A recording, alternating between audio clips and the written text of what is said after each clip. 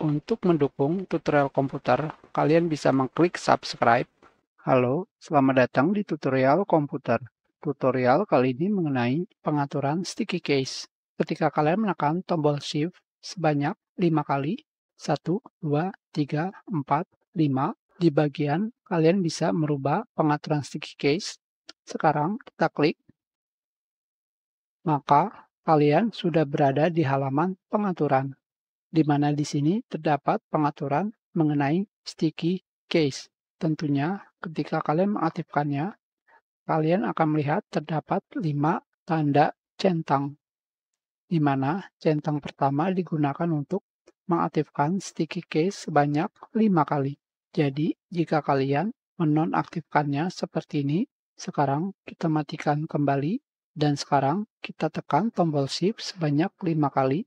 1, 2, 3, 4, 5. Tidak terjadi apapun.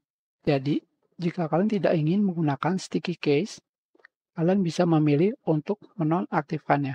Dan sekarang kita aktifkan kembali sticky case. Pengaturan berikutnya adalah digunakan untuk memperlihatkan icon sticky case pada taskbar.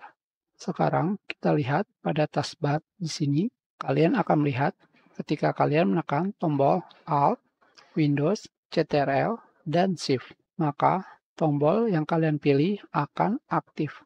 Hanya seperti itu saja. Tentunya, ketika kalian tidak memilihnya, maka kalian tidak akan melihat ikonnya. Pengaturan berikutnya digunakan untuk mengunci modifier keys ketika ditekan sebanyak 2 kali. Jadi sekarang, kalian tekan tombol Ctrl, setelah itu kita memilih file.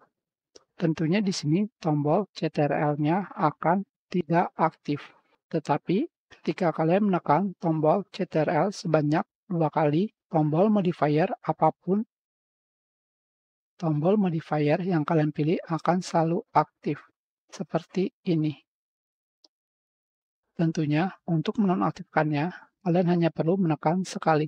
Seperti ini saja.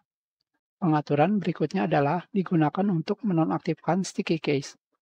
Ketika dua tombol modifier ditekan secara bersamaan, kalian bisa menekan tombol Ctrl dan Shift, tetapi ketika kalian menekan tombol modifier apapun, dua tombol secara bersamaan, maka kalian akan mendengar suara bahwa sticky case sudah dinonaktifkan.